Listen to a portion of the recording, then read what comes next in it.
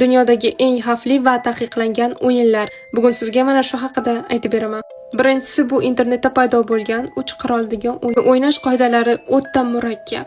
Soat 3:33 da uyg'onib, bitta xonaga kirib, chiroqlarni o'chirib, 3 ta stol qo'yishingiz kerak. Keyin esa 2 ta oyna bo'lishi kerak. 2 ta oyna ham bir-biriga qarama-qarshi bo'lib turishi kerak. O'rtada siz o'tirasiz, orqangizda yana ventilyator ham bo'lishi kerak.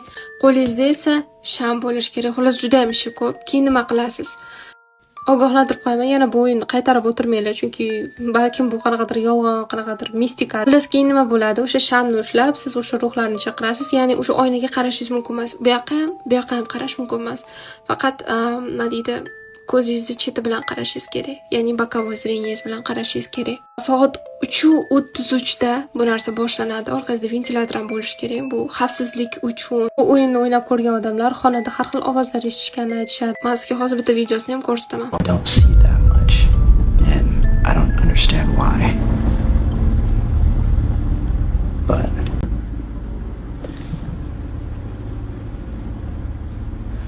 wait, what? Yo, whoa!